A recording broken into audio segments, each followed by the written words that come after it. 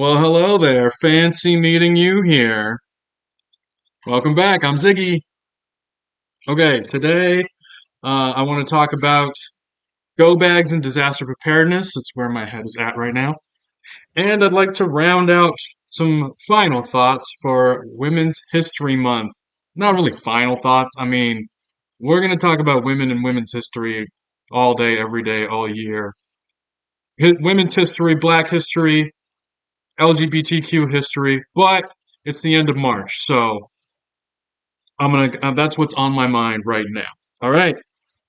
Gratitude. I am so grateful. I'm grateful for therapy. I just had a great therapy session. Yo, I'm making moves over here. I'm breaking through. I'm making breakthroughs. That's what therapy's for, right? I'm having a great time right now. I think, you know, things have just been going well. I don't think I'm going to get into it today. However, next week, uh, I'm going to regurgitate all of my thoughts for you. All right. Grateful for my therapy session this week. I'm grateful also. We're in spring now. It's a little bit rainy, but I'm going to say something that might seem counterintuitive. I am grateful for the natural disasters that we've had that I have been through. I'll tell you why. Okay, I've been through some wildfires, been evacuated before. I've been flooded in before. It's a surreal kind of experience. These things, I think for me and for people around me, the fact that we've been through these things, okay, is kind of getting us ready for the future. I'm really got my mindset right now on getting my disaster kit ready. I really want to be ready for everything, but I'm framing it as an earthquake kit. It's easy for people to digest because we've been through many of us have been through wildfires, floods, and California's due for a big old earthquake at some point. And if you remember very recently, a couple months ago, we had a tsunami warning. Checking my phone to get a tsunami warning. Okay? This is the new normal. So I'm grateful that we've had some test runs so that we kind of all know, that it's important and that it won't be a complete and total surprise when the other shoe drops. Third thing I'm thankful for getting a paycheck. I got my paycheck, I got my direct deposit. Wake up in the morning, there's my direct deposit. Boom! It's a great day. Go to bed, the direct deposit's gone, but it was fun while it lasted. Now I'm going to show you what I've been spending my money on. All right. I'm working on my go bag, my disaster kit. Okay. Tell me why I went into Google and put in, okay, what do I need for my go bag? And the AI tells me, here's what you need. And it calls out my city. I live in Up Northtown, California. AI's like, here's what you need in Up Northtown, California to be ready for a disaster tomorrow. Thanks, AI. Thanks for watching me and every move that I make, and thanks for knowing what I'm thinking all the freaking time. Thank you for that, I guess. Anyway, that just weirded me out. Look at there is a whole list of things to have prepared for disaster. A really long list. I don't have enough cash to get everything on the list, so I'm getting a few things at a time, and I'm just kind of just building it out that way. And then couple weeks, get a few more things. That way, by the time we get into summer, I should be good to go. Now, a go bag or bug out bag is basically a bag that you keep with all your essentials packed for 3 days. You keep that stuff packed in a bag and it's just ready to go. Then, if you need to leave at a moment's notice, you got it. You got to go. All right. Now, uh, me living out here is pretty secluded. I'm not living in a densely populated area. So I'm not going to leave my home to go somewhere. I'm going home. So my go bag lives in my car and I'm still sorting things out. I've got a few things in boxes and then I've got a backpacking backpack that I can just grab out of the car. But this is what I learned. This is what people are saying are the most important things to have. Okay. Number one, water. A gallon of water per day. That's a lot to carry. Uh, that's a lot to carry. I do have water in the trunk of my car. So that just goes with me wherever I go. Shelter. Now for me, my car would be my shelter because I I could be in the Bay Area. I go to the Bay Area a lot. San Francisco, Oakland, San Jose, those places. So if I need to bug out, I'm trying to leave there. The car is my shelter, but if I need to ditch the car, I guess I want to have a couple of tarps. So that's on my list. Okay. Number three is food, snacks, protein bars, I guess. I'm still working on that. The thing about me having munchies in my car is that they don't stay uneaten somehow. Somehow they always get eaten. I guess I just gotta stay on top of it. What else am I gonna do? And then the last thing that people say are super important: extra shoes, extra socks. Now I wouldn't have thought of that. I would have thought of a whole lot of other things besides socks. I do always have extra shoes in my car, so I'm good on that. But I went and got some extra socks too. So let's do some show and tell time. All right, look at this.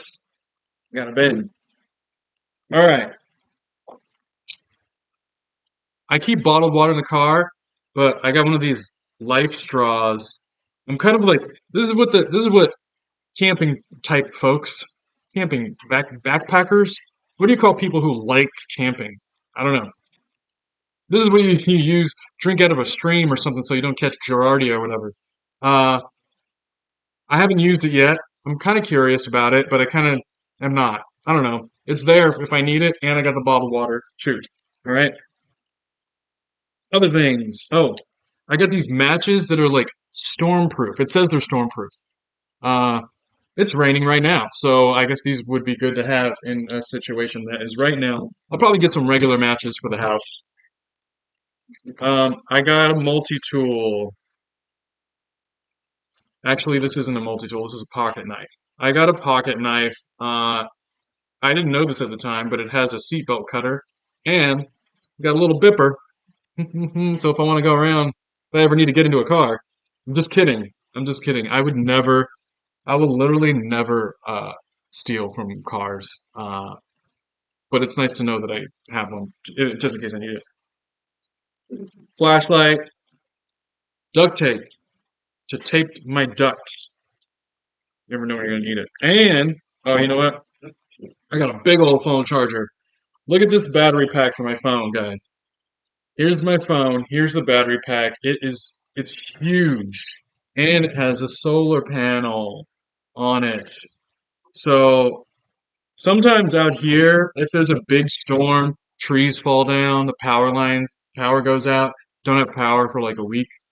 So that's kind of what that's for. And then I got waterproof socks. Look at these. I already have these. Waterproof socks. Look at that. All right. So I'm good to go. And I got these waterproof socks if I'm feeling extra fancy. Look at these fancy boys. Styling. Why be drab during the apocalypse? Why not be a little bit flashy? Yeah, a little bit. Also, as for my car kit, I want to show you all this that I got for the house. Okay, look at this is a 25-pound bag of pinto beans. I got it at Costco for $17. You can't beat that. Yo, I freaking love beans. Y'all don't even know how much I love beans. Ask my parents how much I love refried beans. You cannot. leave me alone with a pot of refried beans. I love them so much.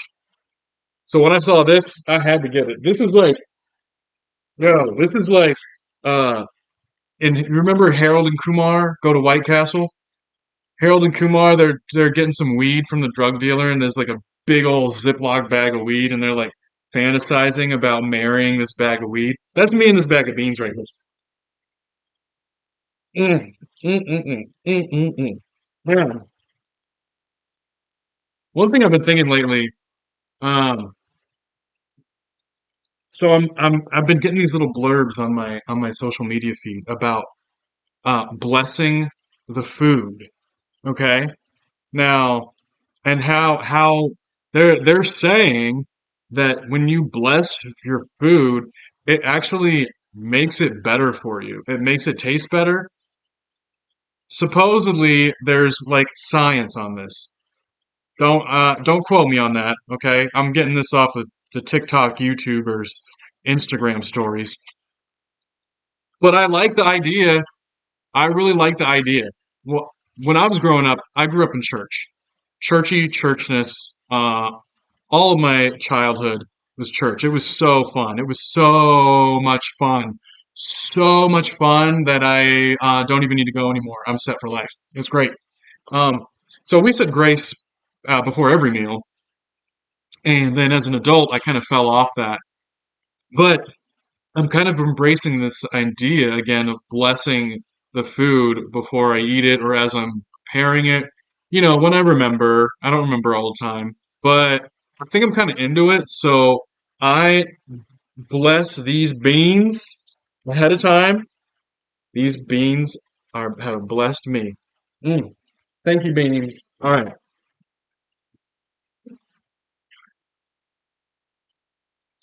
So that's what I'm working on right now. Okay. Now, I wanted to do a deep dive on women's history, and I went online and I went on the Wikipedia and I read this whole thing, and honestly, I was overwhelmed. It was information overload. There was so much going on for like 1,000 years. I mean, really longer than that. I can see why there's whole courses taught on women's history. Um, I am continuing to digest this information and will continue as you know a little bit at a time. But I want to follow up on Miss Angela Davis, okay, because she comes up in my feed very often as one of the biggest, not just feminists but civil rights activists. So she's got it all. So I went ahead and read up on her story, her story. So so here's what comes out to me. Here's what is resonating with me, what I'm noticing. All right. So Angela Davis, she was born in 1944 in Birmingham, Alabama. She spent most of her career in California. Whoop, whoop, whoop, California, California. Okay. Now, in her neighborhood that she grew up in, she grew up during segregation, right? Her neighborhood was called Dynamite Hill because white supremacists would do bombings over in Alabama. Um, she was acquainted with when there was a church that was bombed and like four little girls were killed, and she knew them when she was growing up. So it makes a lot of sense that she basically was destined to be a civil rights activist. Um, she was also surrounded, so she's surrounded by the civil rights movement and also surrounded by communist organizations fighting for civil rights. So the Southern Negro Youth Conference comes out to me, and she was also part of the Girl Scouts. Her Girl Scouts troop was protesting segregation.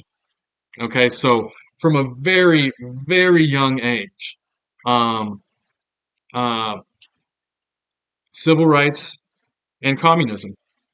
And then she went on to, okay, let's get on to the universities here. She studied French at Brandeis University. Then she went to University of Frankfurt in Germany, then UC San Diego, and then she worked at UCLA. The list goes on, guys, but she is an academic. Like, I'm reading about her academic accomplishments. I am so impressed. Um, I mean, she's a brilliant, just a brilliant mind. All right. Now, she joined the Communist Party officially, and she joined the Black Panthers. I think there was something like a conflict of interest. Like they don't allow people to be in more than one group at the same time. So I think she was in the Black Panthers movement, and then she went over to the Communist Party exclusively. Okay. Then she was arrested. So here's what I gleaned from that. This is a whole other story here. But in Marin County, there was a shootout in a courtroom. Okay, a judge was killed, and then like the gunmen were also killed. But at least one of these guns was registered to Angela Davis, so they put her in jail, basically saying that because it was her weapon, that she's basically guilty of the crime that these other people committed. Okay, now obviously that doesn't make any sense, and she was found not guilty by an all-white jury, which is interesting to me. Um, I mean, we're in California, so I guess that's totally plausible. But by that point, she had been incarcerated for almost like a year and a half. So she was wrongfully incarcerated, um, and wrongfully accused. I'm just wondering what level of involvement was COINTELPRO. Um, I think it stands to reason. Uh, the Cold War narrative is that communism is evil and is going to destroy the moral fabric of America. Well, newsflash, America doesn't have good moral fiber, fabric, whatever, and communism, as a at least as a concept, uh, is way more beneficial to working class people than capitalist oligarchyism ever will be. So just putting that out there. Now, um, here's something that uh, I feel awkward about. Apparently, she was acquaintances, we'll say, with Jim Jones and spoke very highly of him, obviously before he mass murdered and suicided his cult that he was running. Um, now there are a lot of rabbit holes about Jim Jones and about many cult leaders, and there seems to be a common thread, and I would like to get into that at some point. I'm assuming that she didn't know that you know what was going down, what was going to happen. Um, but since then, she went on to work at SF State, UC Santa Cruz, and Rutgers University, where she's continuing. I mean, she continues to teach, and she's still active now. Um, my goodness, I'm watching these documentaries about her and about the Black Panthers movement in particular, and you know what's crazy, I think, is how they used to they were very bold in their speech, and they used to be like, the pigs this and the pigs that, and they calling cops the pigs.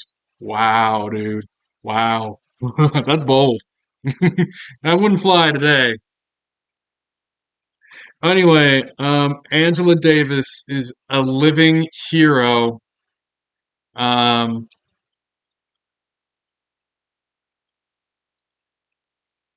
I just want to reiterate that uh, women's history is for everyone all year.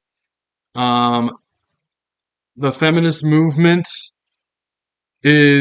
or intersectional feminism, I see it as um, it's to me, it's the same as civil rights. Women's rights is the same as civil rights for everybody. Um, rights for people of color, rights for the LGBT community. It's all the same fight to me. Like a threat on one people group is a threat to all people groups. So we really are in this time. It's 2025.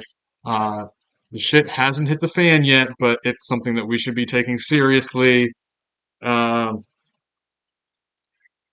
yeah, to all the people fighting the good fight, I really admire you, and here to learn and to listen to what everybody has to say. Uh, that's what I have to say about that. I think it's important to balance out, not be too doom and gloomy, but to keep the joy alive, to find joy. So I want to share with you what I'm finding joy in right now. And right now, I'm just on this vibe with this very special lady. She goes by Closey. She's a musician and an EDM artist. And let me tell you all, if you don't know Closey, she is so sick. She's got these sick beats. I'm gonna call this music world bass. That may or may not be accurate. There's so many different genres out there in electronic music that these artists weave in and out of. Um, but her music is very vibrant and colorful, very crisp and clean sounding, and a perfect balance of bass and crunchiness with melodic tunes. Um, Closey. So when I look up Closey, she's French. She's from France. She started uh, getting into music very young, like I think 11 or so. Um, Let me see here. Okay, she starts playing instruments at 11. Then, when she becomes of age, she starts making music. Now, here's the thing. People in France, apparently, the French culture wasn't as receptive to Closey's music because they want more techno beats. That's how I'm reading that. And Closey is a little bit too advanced. So she comes over to the United States of America and finds an audience here, and then she moves to Colorado where she lives now. Look at it. Hey, Closey, our country, US and A, is better for you living here. So thank you for coming over here. We love you. We love having you here. So thank you, thank you, thank you. Now, the reason why I'm on a Closey vibe right now. She's on tour with with another artist called LS Dream. Okay, it is what you think it is. All right. Now, last year I got to go to a festival called Lightning in a Bottle. If you don't know Lightning in a Bottle, it is the sickest festival on the West Coast. Also, it is the first festival that I've ever been to, so that might have something to do with it. But she was touring then on her Micro Worlds album, and that set was incredible. Now she's touring with LS Dream, and they have an album, they're calling it LSZ. So that tour is going to be incredible. And what I see is that she is going to be in the Bay Area right before Lightning in a Bottle this year. Then she's taking a break, and then she's still going to be in the Bay Area after Lightning in a Bottle. So I'm just thinking what we're all thinking. I'm thinking it. You're thinking it, right? Surprise set at Lightning in a Bottle. LSZ surprise set. I'm manifesting this. That's what I'm having want to have happen. Okay, so I'm putting it out in the universe. All right, surprise set. LSZ Lightning in a Bottle. But I'm also I'm not going to leave anything to chance, okay? So I'm going to go ahead and get my tickets to her show after Lightning because she's going to be in San Jose and she's going to be touring also with Zingara Okay, which I'm also on a Zingara kick right now. You eagle-eyed viewers know what I'm talking about. Zingara's dope. She's going to be opening for LSZ. So I'm going to be there at the end of May. I'm going to be in San Jose talking about, I just saw LSZ at Lightning in a Bottle. Now I'm seeing him again now. I'm not saying that I'm better than everybody else for watching Closey twice in 1 week. I'm not saying that, but I'm not saying it. Anyway, that's what I'm finding a lot of joy in this week. I love it. I'm in my EDM era. I'm in my festival era. This is the place I want to be. Festivals are about radical inclusion, and they're also about doing tons of psychedelics. So, that's what's up. All right, let's talk about some news today. All right, here's what's in my news feed that I'm thinking about. The JFK files were released. There's nothing there. It's a big fat nothing burger again. Shocking. Okay, this is so weird to me. People actually think that these files are going to get released, and then there's just going to be some kind of bombshell in there. Now, I know people say Lee Harvey Oswald did it, whatever. Personally, I'm more leaning towards the CIA often. That's, I'm not willing to die on this hill, but here's the thing. If the CIA actually assassinates a United States president, they will never, ever, ever admit it. Never. It would never happen. Not in 100 years. Okay? They can assassinate folks in brown countries, countries with brown people in it. Okay? They can assassinate civil rights activists, leaders. That's okay. But to assassinate a president means that the whole system of voting is invalid. It doesn't make sense to vote for president if you already know that will be taken out of the picture if they go off script.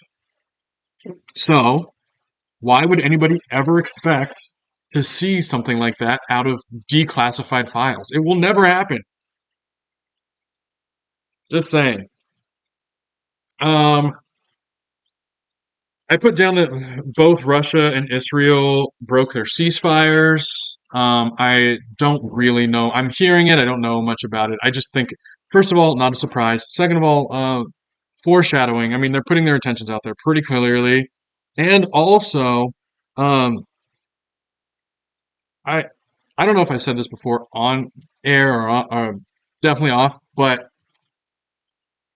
as far as the deep state goes, the United States government will always have more, and they will always be more aligned with Russia and with China, the communist countries, than they will the American people. So what you see happening um, in Russia with Ukraine, this is battle testing. This is battle testing. This is practice. It's not practice like real people are dying. Obviously, I'm not trying to minimize that, but you can expect to have that happen in other countries.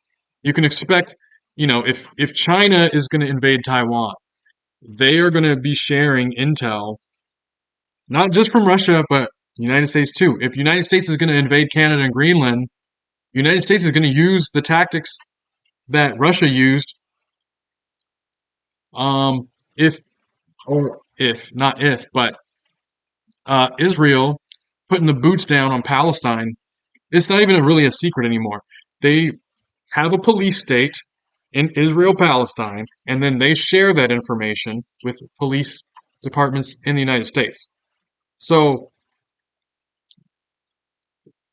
hmm, I don't know what else to say about that. It's not surprising that the bully would break the ceasefire. We can expect that to happen. That's just the normal behavior that you should expect to see that. I also put Trump sells cars on the White House lawn. Really, that's just a you can't make this stuff up. I mean, you can like the Onion satire site is at a point where they can't keep up with actual news, right?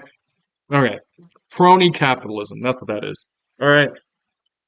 The main story this week: Pete Hegseth, uh, drunk texting the battle plans in Yemen to a reporter. Okay, I say drunk texting. I don't know. I mean, he probably was. This dude, Pete Hegseth, was sipping on some clear alcohol on camera in front of everybody. Um, so we're calling this a mistake. We're calling it a debacle. I would just put out a counter narrative. Maybe these things are not happening by accident. Maybe this is calculated. Maybe they are actually trying to send us a message. Uh, it's basically a part of the PSYOP suit. They want to break our brains by showing us the ineptitude, but then while also claiming that we have to get rid of DEI because unqualified people are getting positions in power, right? And they're showing us exactly exactly the thing that they say they're trying to fix is what they are, I think, intentionally doing. It's to break our morale down. Also, again, everything that the conservatives accuse people of doing is what they are doing over and over and over again, and we're just gonna keep seeing it over and over again. All right. Also, I just had another thought. Okay, this reporter gets added to this chat on accident, and the reporter's response is, "Oh, I'm not supposed to be here. I'll just exit myself," and then basically like protect them is a message. The message that I'm getting from this is that journalism really is dead.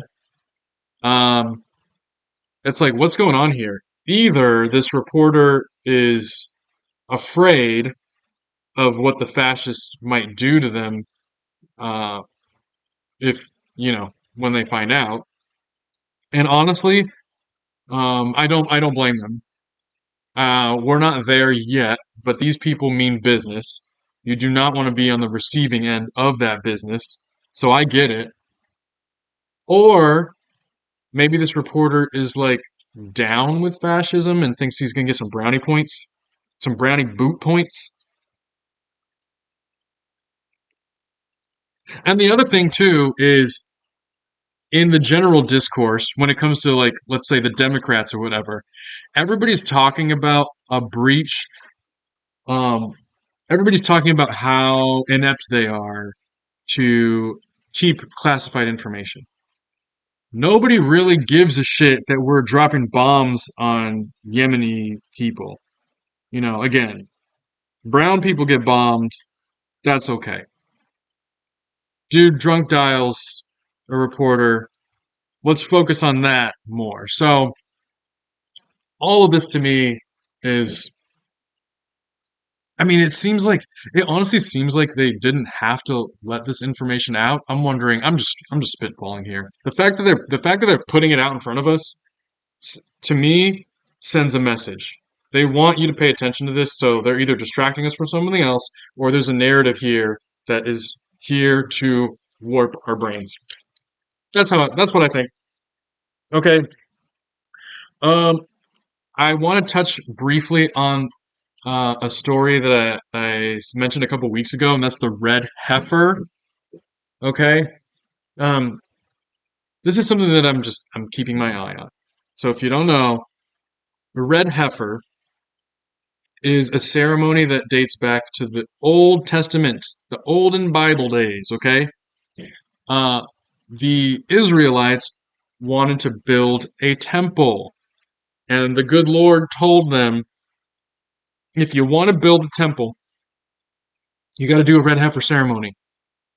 you need to sacrifice a red heifer. So a heifer being a cow, a female cow, and she's got to be red from head to toe, head to hoof.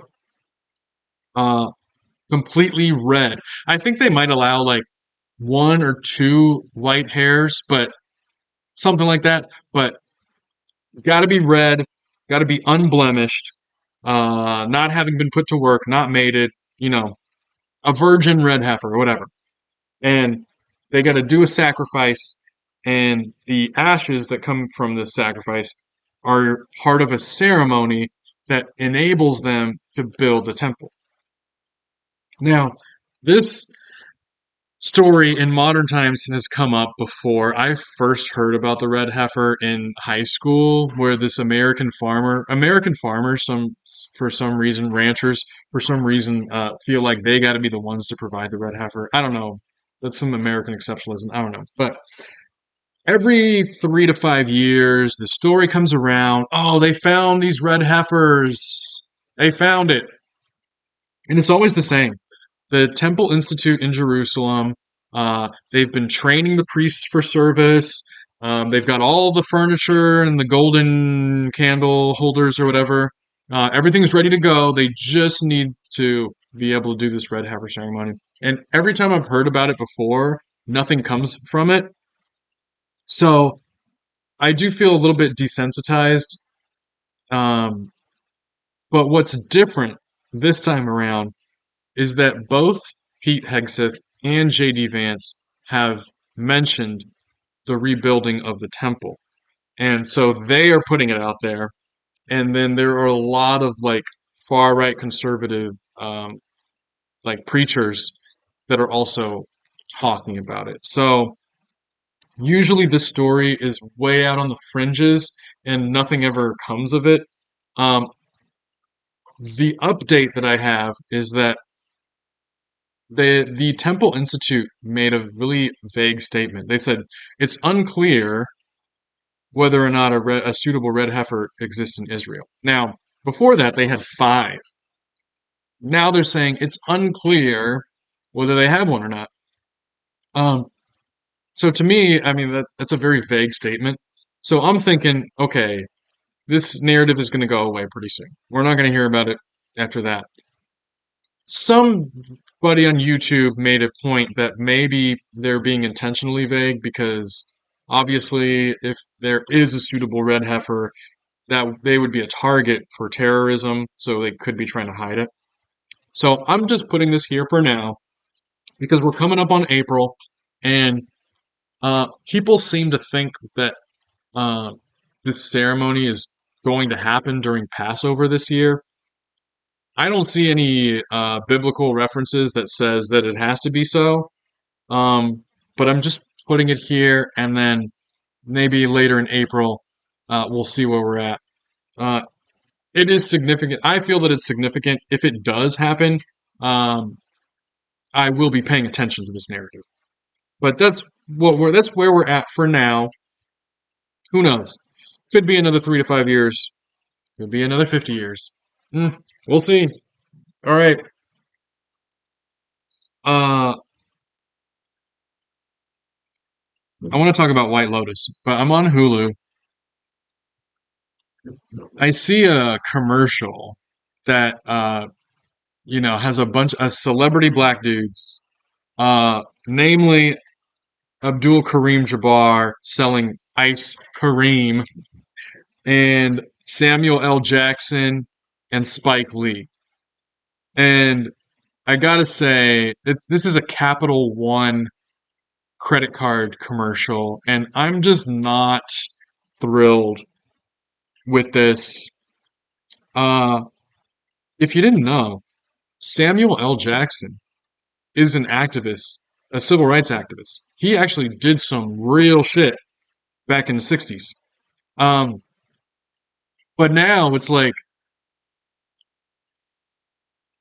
I don't know. I mean, I don't want to speak ill of the hero pillars of the black community, but it just doesn't rub me right, though, right? It rubs me the wrong way for them to be representing capital.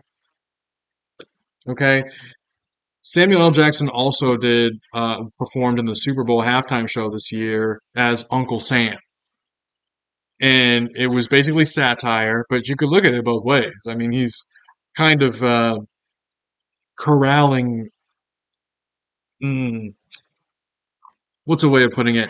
I feel like these performances are to placate the black community and not to move us to action that will result in systemic changes. That's how I feel. Spike Lee, I just did a piece on him. You know, he speaks.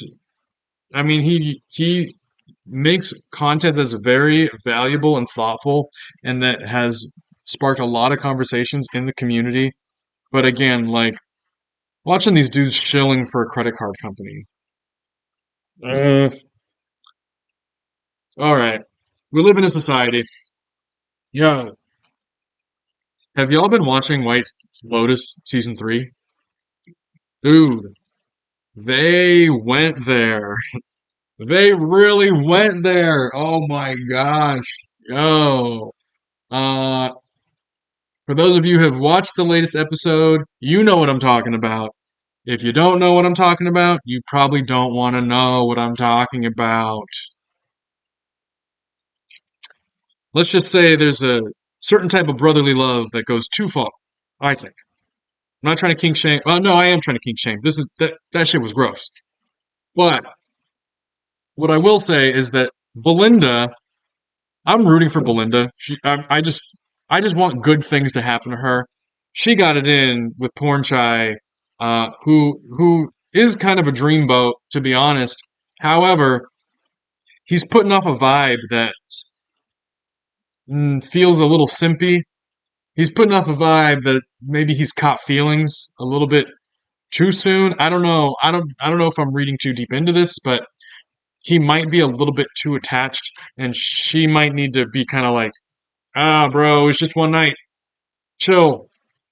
But whatever happens, I hope she wins. Her son Zion, I just hope they win. Okay. Uh, the other guy, Timothy from the dad from North Carolina, um, where he's contemplating suicide. Okay, and we're seeing him play out these scenarios. So I feel like that eliminates him from being the shooter or shoothead. Um, and I don't know. We'll see. Okay, guy talk. The security guard. Um, this dude is, he needs to just back down. He is the one who's most at risk for me. I was thinking that before, but the next episode looks like things are all going to come together. Gary or Gary, whatever his name is, the guy who is definitely a murderer and is capable of doing bad things. He's going to get everybody in the same room, and it's going to go down. Something's going to go down. We will see. We will see. Anyway, that's what I have for today. Thank you for joining me. It's been a pleasure. I will see you next time.